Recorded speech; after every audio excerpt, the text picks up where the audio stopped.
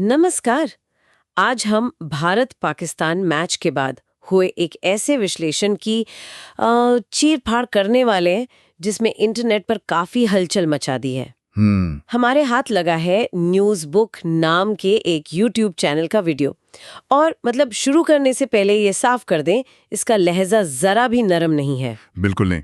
इसमें पाकिस्तान की टीम, खास तौर पर उनके कुछ खिलाड़ियों की बहुत ही तीखी और कह सकते हैं कि आक्रामक आलोचना की गई है। हाँ, बहुत आक्रामक। वीडियो किस मिजाज का है, इसका अंदाजा आपको इसकी पहली लाइन से ही हो जाएगा। पहली लाइन से ही? हाँ, जो कहती है पाकिस्तान और बेइज्जती में कोई अंतर नहीं है। हाँ। तो हमारा मकसद यहाँ इस बात से सहमत या असहमत होना नहीं है, बल्कि ये समझना है कि इस तरह का विश्लेषण क्यों किया जाता है और ये अपनी बात रखने के लिए किन तरीकों का इस्तेमाल करता है। बिल्कुल।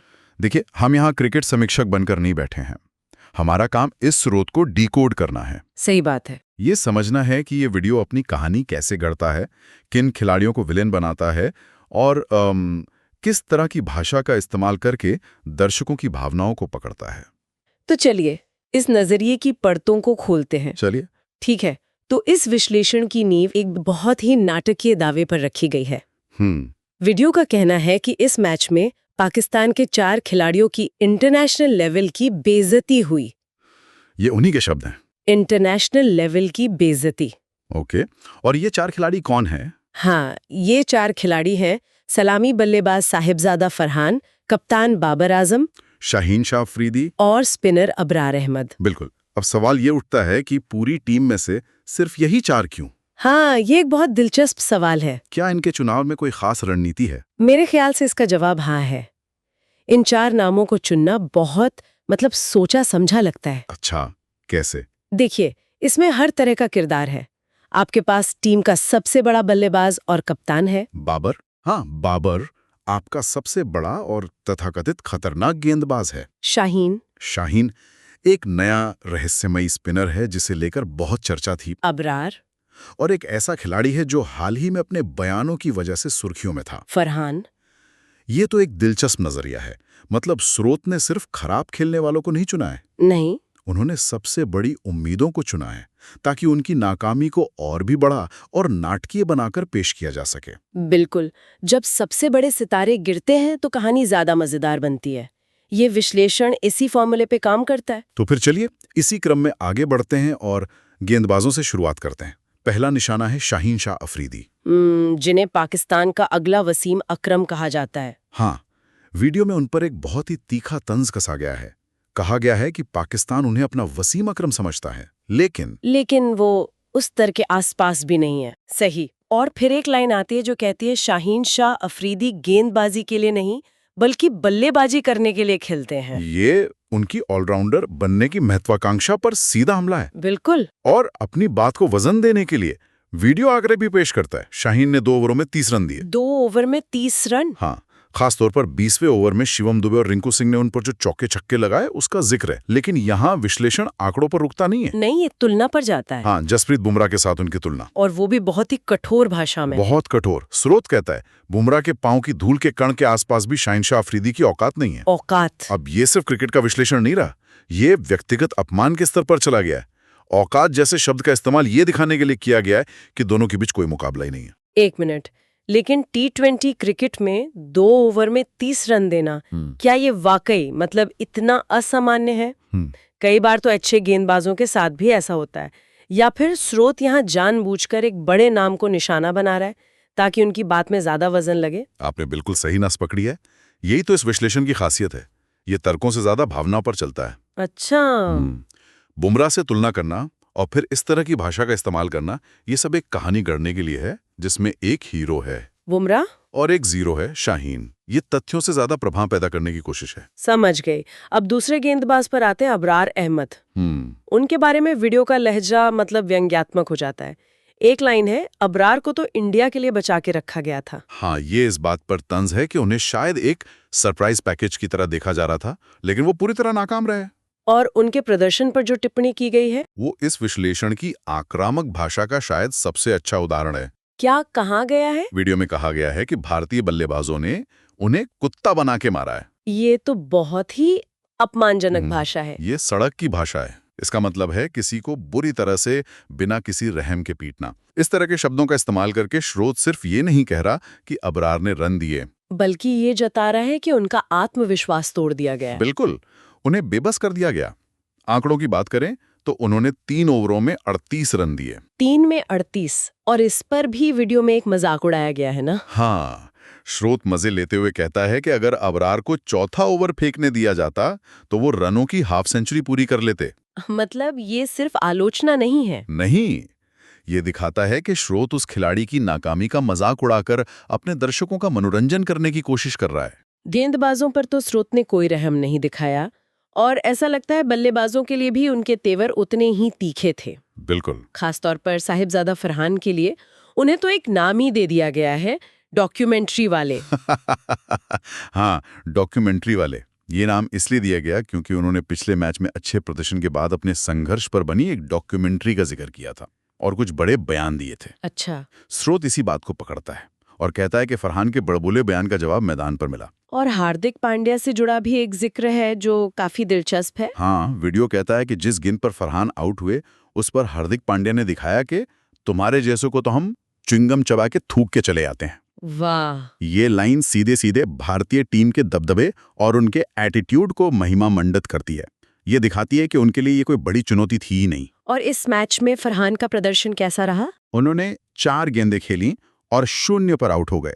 0 पर? जिसे क्रिकेट की भाषा में अंडा कहते हैं। इसी पर स्रोत ने चुटकी लेते हुए कहा कि अब फरहान को अपने इस 0 रन पर एक नई डॉक्यूमेंट्री बनानी चाहिए।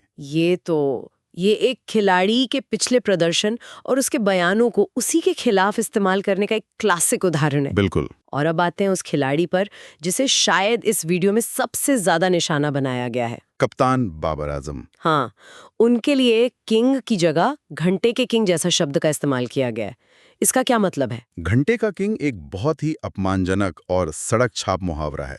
इसका सीधा मतलब होता है किसी काम का नहीं। अच्छा। या नकली किंग।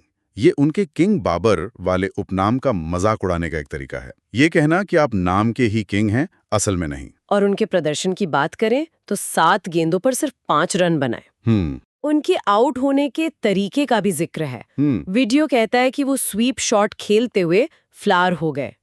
ये फ्लावर होने का क्या मतलब है? फ्लावर हो गए भी एक तरह का स्लैंग है। मतलब होता है बहुत ही आसानी से या बचकाने तरीके से आउट हो जाना, जैसे कोई मुश्किल थी ही नहीं और आपने अपना विकेट तोहफे में दे दिया। ये उनके शॉट सिलेक्शन और दबाव में उनकी क्षमता पर सवाल उठाता है। लेकिन यहाँ पर विश्लेषण एक बहुत ही अजीब और गंभीर मोड़ लेता है ना? हाँ, बहुत गंभीर। ये सिर्फ खराब शॉट या कम स्कोर की बात नहीं रह जाती। आप बिल्कुल सही कह रही हैं। यहाँ कहानी पूरी तरह से बदल जाती है। ये इस विश्लेषण का सबसे चौंकाने वाला और विवादास्पद हिस्सा है। क्या है वो? स्रोत एक बहुत ही गंभीर आरोप लगाता है। वो दावा करता है कि बाबर आजम पिछले 10 साल से पाकिस्तान के लिए नहीं, तो फिर किसके लिए? बल्कि भारत के लिए एक स्पाई एजेंट या सिपाही बनकर खेल रहे हैं ताकि भारत को जितवा सकें। 1 मिनट, क्या स्पाई एजेंट? ये तो क्रिकेट की आलोचना है ही नहीं। ये तो सीधा सीधा किसी खिलाड़ी की नीयत और उसकी वफादारी पर सवाल उठाना है। बिल्कुल। ये तो देशद्रोह जैसा आरोप लगाने के बराबर है। कोई ऐसा क्यों कहेगा? यहीं पर हमें इस तरह के कंटेंट का मनोविज्ञान समझना होगा। जब एक टीम बार बार अपने सबसे बड़े प्रतिद्वंदी से हारती है तो कुछ प्रशंसकों के लिए ये मानना मुश्किल हो जाता है कि ये सिर्फ खराब खेल की वजह से हो रहा है। धोखे या साजिश की कहानी उन्हें एक आसान जवाब देती है। मतलब ये एक भावनात्मक बचाव का तरीका है। हाँ, और ये वीडियो उसी भावना को भुना रहा है। तो ये स्पाई एजेंट वाली बात एक तरह का रेज बेट है। मतलब ऐसी बात कहना जो इतनी ज्यादा चौंकाने वाली हो कि लोग उस पर क्लिक करने, उसे शेयर करने और उस पर बहस करने के लिए मजबूर हो जाएं। बिल्कुल, ये ऑनलाइन कंटेंट की दुनिया का एक जाना माना फॉर्मूला है। विवाद पैदा करो, भावनाएं भड़काओ और व्यूज पाओ। और इस दावे को मजबूत करने के लिए कुछ कहा गया है। हाँ, स्रोत ये भी दावा करता है कि बाबर पिछले 10 सालों में भारत के खिलाफ एक भी मैच नहीं जीता पाए हैं। अब ये आंकड़ा सही है या गलत, ये अलग बात है। लेकिन इस तरह का दावा स्पाई एजेंट वाली थ्योरी को मजबूत करने के लिए पेश किया जाता है। ये विश्लेषण से ज्यादा एक प्रोपेगेंडा की तरह लगता है। ये वाकई एक खतरनाक ढलान है जहां खेल की आलोचना व्यक्तिगत और राष्ट्रीय वफादारी के सवालों में बदल जाती है। बिल्कुल। अच्छा, इन 4 मुख्य खिलाड़ियों के अलावा भी क्या किसी और का जिक्र है? हाँ, संक्षेप में 2 और खिलाड़ियों पर टिप्पणी की गई है, किस लिए? ताकि ये दिखाया जा सके कि समस्या सिर्फ इन 4 तक सीमित नहीं है। पहले हैं सैम अयूब, जिन्हें पाकिस्तान में एक जेनरेशनल टैलेंट कहा जा रहा था। जेनरेशनल टैलेंट, पीढ़ी का सबसे बड़ा खिलाड़ी। उनके बारे में क्या कहा गया है? स्रोत कहता है कि उन्होंने जसप्रीत बुमराह जैसे गेंदबाज के खिलाफ एक नो लुक शॉट खेलने की नाकाम कोशिश की। अच्छा, ये एक तरह से उनके जरूरत से ज्यादा आत्मविश्वास और अनुभवहीनता पर तंज है। संदेश ये है कि आप बड़े गेंदबाजों के सामने इस तरह की फैंसी हरकतें नहीं कर सकते। और दूसरे खिलाड़ी थे उस्मान खान। हाँ, उस्मान खान ने कुछ अच्छे शॉट्स जरूर मारे, लेकिन वीडियो का मानना है कि उनके पास सीमित शॉट हैं। मतलब? स्रोत कहता है कि उस्मान जैसे खिलाड़ी आपको छोटी टीमों के खिलाफ मैच जिता सकते हैं, लेकिन भारत जैसी बड़ी टीम के खिलाफ दबाव में वो मैच जिताने की क्षमता नहीं रखते। ये उनकी काबिलियत पर एक सीमा लगाने जैसा है। बिल्कुल। तो अगर हम इस पूरी चर्चा को समेटें तो ये साफ है कि ये स्रोत पाकिस्तान की हार का जिम्मेदार कुछ खास खिलाड़ियों के व्यक्तिगत प्रदर्शन को ठहरा रहा है। पूरी तरह से। लेकिन ये सिर्फ एक सतही विश्लेषण नहीं है। ये एक सोची समझी कहानी है जिसमें किरदारों को चुना गया है, उन्हें अपमानजनक उपनाम दिए गए हैं और उनकी नाकामी को राष्ट्रीय अपमान के तौर पर पेश किया गया है। बिल्कुल। और इस स्रोत के लहजे और उसकी भावना की गहराई को समझने के लिए वीडियो के अंत में कही गई एक पंक्ति पर गौर करना बहुत जरूरी है। कौन सी पंक्ति? स्रोत कहता है कि इन 4 खिलाड़ियों की बेइज्जती से भारतीय क्रिकेट फैंस को वैसा ही सुकून मिला जैसे चंदन के पेड़ पर सांपों को मिलता है। वाह, ये तो बहुत ही गहरी और प्रतीकात्मक बात है। ये सिर्फ जीत हार की बात नहीं कर रहे हैं। ये पंक्ति इस पूरे विश्लेषण का सार है। ये दिखाती है कि ये विश्लेषण तार्किक कम और भावनात्मक ज्यादा है।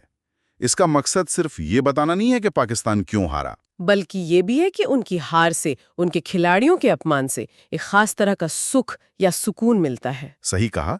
ये खेल को एक मनोवैज्ञानिक युद्ध के मैदान में बदल देता है, जहां एक की हार दूसरे का सुख है। ये वाकई सोचने पर मजबूर करता है और शायद यहीं से हम अपने श्रोताओं के लिए एक सवाल छोड़ सकते हैं। जरूर। ये स्रोत हमें किरदारों की एक बहुत ही सरल कहानी सुनाता है।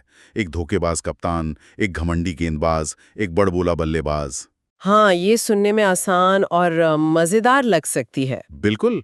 लेकिन क्या हमें ये नहीं सोचना चाहिए कि इस तरह की सरल कहानियां हमें खेल की असली जटिलताओं को समझने से रोकती हैं? मतलब टीम की रणनीति, बोर्ड की राजनीति, खिलाड़ियों पर मानसिक दबाव या बस मैदान पर एक बुरा दिन, इन सब जटिल कारकों को नजरअंदाज करके कुछ विलन ढूंढ लेना, क्या ये विश्लेषण करने से ज्यादा आसान नहीं है?